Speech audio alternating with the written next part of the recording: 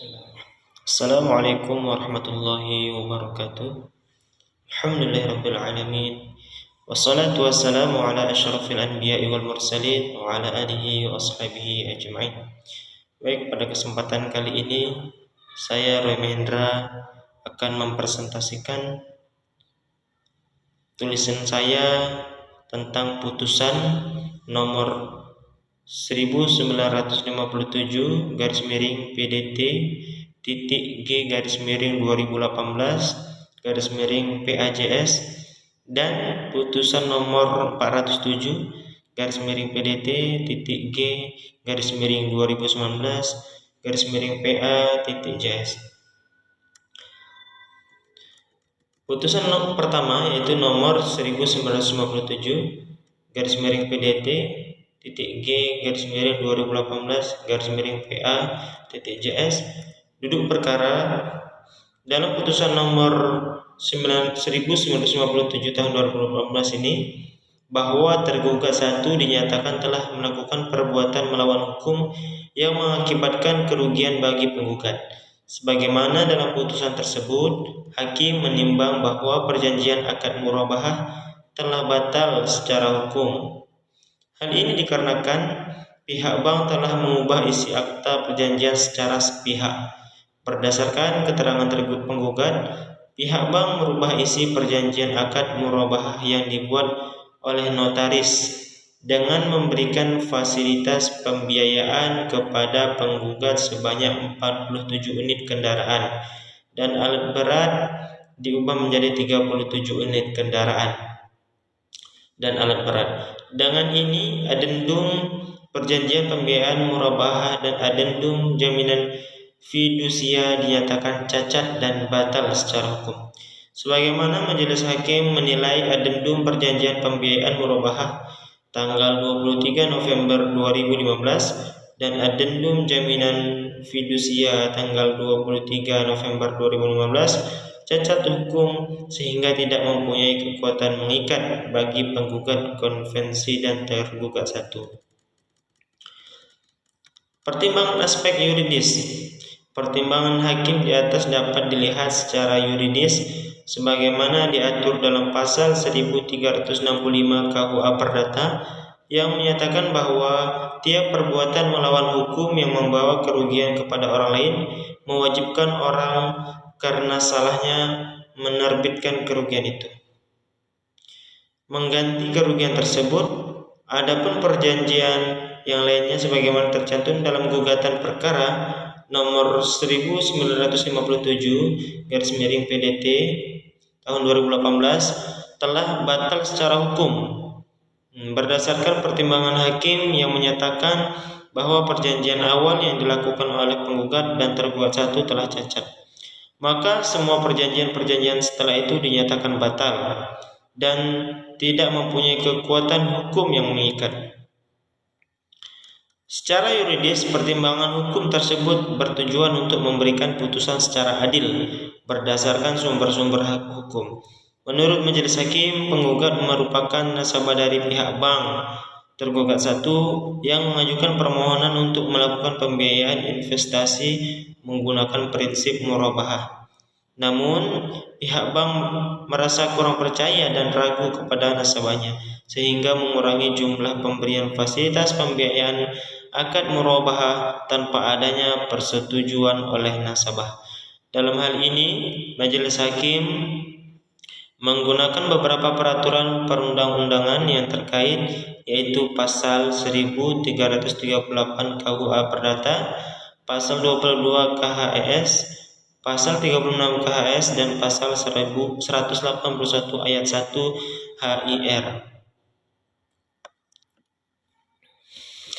Pertimbangan aspek filosofis. Berdasarkan paparan di atas, Hakim Pengadilan Agama Jakarta Selatan tidak menjatuhkan putusan serta-merta.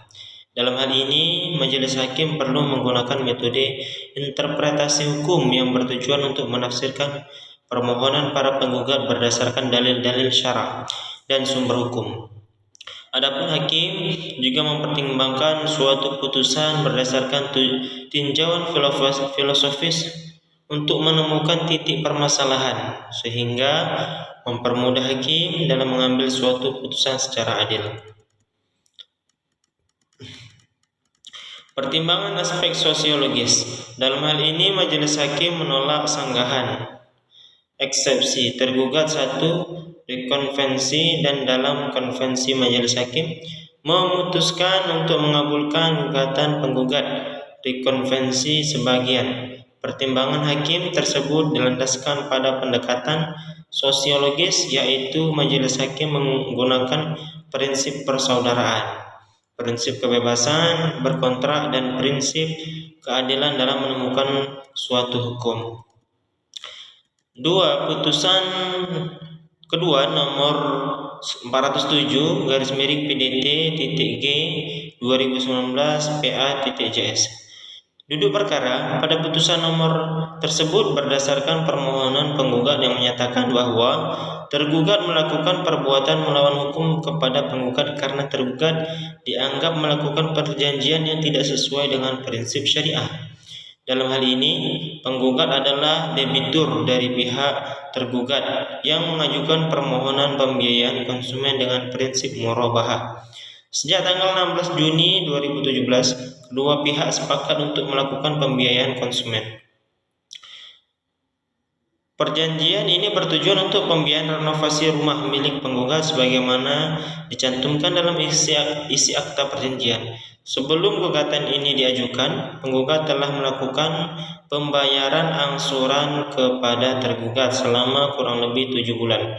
Penggugat menyatakan bahwa perjanjian yang dilakukan tidak sejalan dengan prinsip syariah dan mengajukan gugatan perkara tersebut ke Pengadilan Agama Jakarta Selatan untuk memeriksa, mengadili, dan menyelesaikan perkara tertentu, yaitu pembiayaan akad murabahah.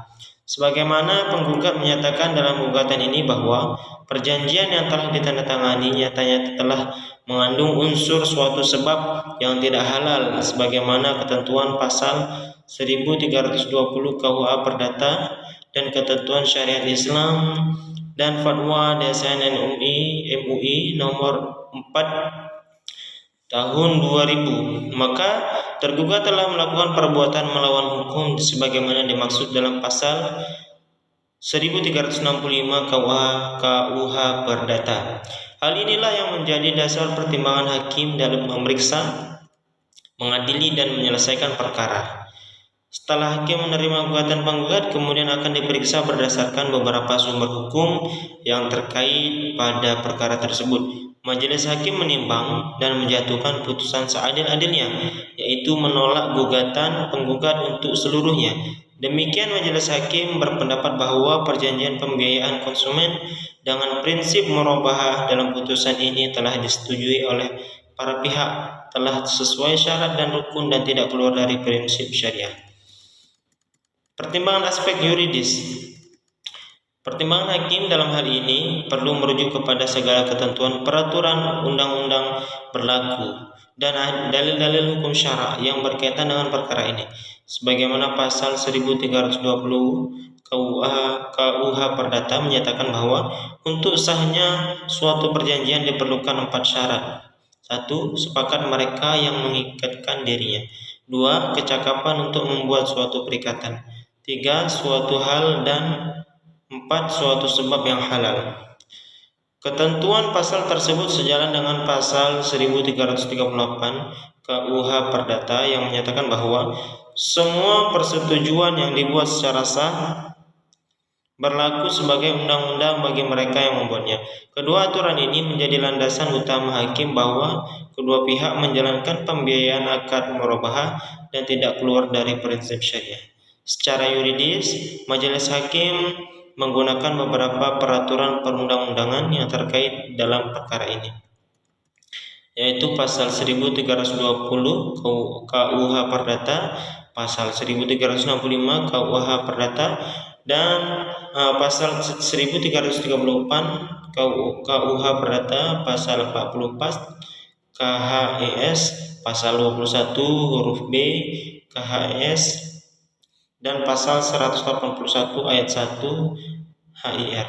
Berdasarkan metode interpretasi yang digunakan oleh hakim, Dalam menemukan suatu hukum yang dilandaskan pada pendekatan yuridis, tergugat sama sekali tidak bertentangan dengan prinsip syariah dalam melakukan suatu perjanjian akad murabahah dengan pihak penggugat. Dalam hal ini, permohonan penggugat tidak sesuai dengan kenyataan empirik, sehingga hakim tidak dapat menerima dan menolak seluruh gugatan penggugat dalam perkara nomor 407 2019. Pertimbangan aspek filosofis, hal inilah yang menjadi dasar pertimbangan hakim dalam memeriksa, mengadili, dan menyelesaikan perkara nomor 407 tersebut. Setelah hakim menerima gugatan penggugat, kemudian akan diperiksa berdasarkan beberapa sumber hukum yang terkait dan perkara tersebut.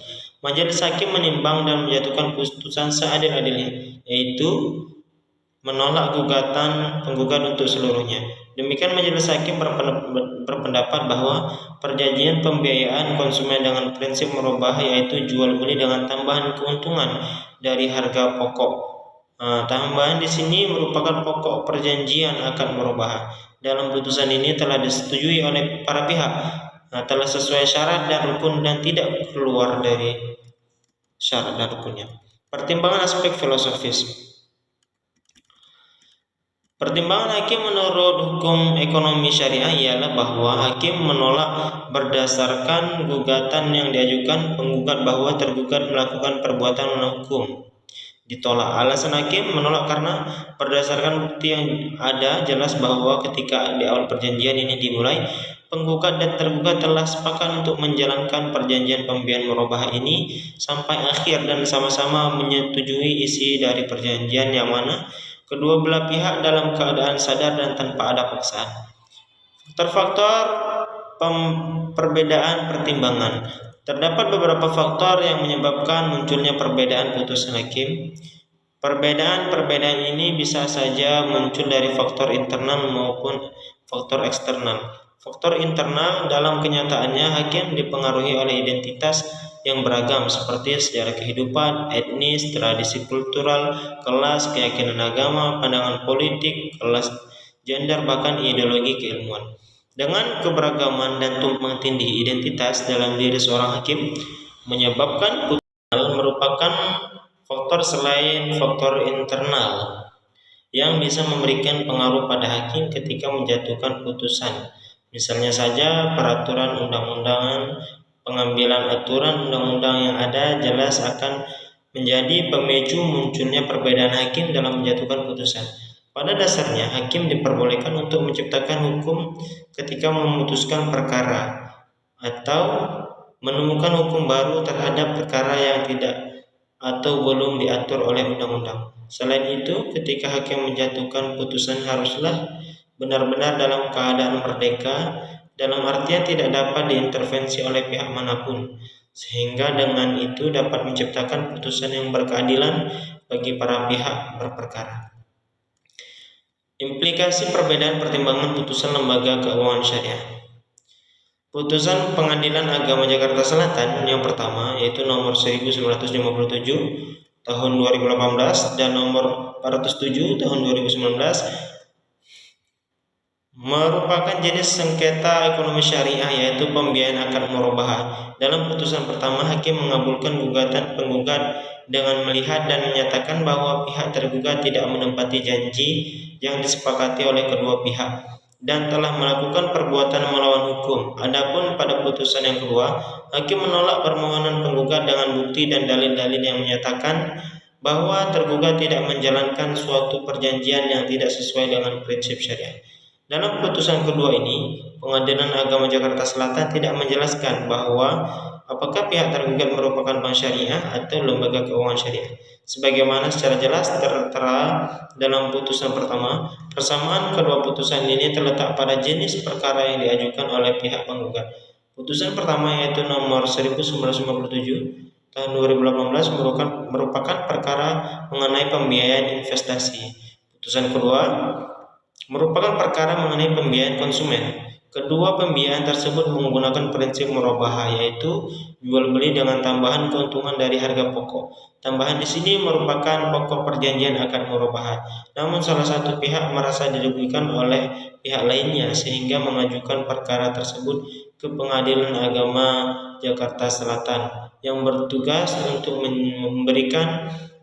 memeriksa, mengadili, dan menyelesaikan perkara tertentu, yaitu penyelesaian sengketa ekonomi syariah. Adapun perbedaan mengenai pertimbangan hukum oleh hakim sehingga kedua gugatan tersebut memiliki amar putusan yang berbeda, yaitu dikabulkan dan ditolak. Kesimpulan, pertimbangan hukum oleh Hakim Pengadilan Agama Jakarta Selatan dalam memutus perkara nomor 1957 bahwa majelis hakim telah menjatuhkan putusan dengan seadil-adilnya, yaitu mengabulkan permohonan penggugat sebagian. Pada putusan kedua, putusan Pengadilan Agama Jakarta Selatan nomor 407 tahun 2019 oleh majelis hakim memutuskan untuk menolak permohonan penggugat untuk seluruhnya. Komparasi kedua putusan ini memiliki persamaan dan perbedaan sebagaimana yang telah dipaparkan dalam pembahasan sebelumnya. Baik, terima kasih. Demikian yang dapat saya sampaikan. Semoga bermanfaat. Terima kasih atas perhatian dan mohon maaf atas kekhilafan. Hadanallahu wa iyyakum ajma'in. Assalamualaikum warahmatullahi wabarakatuh.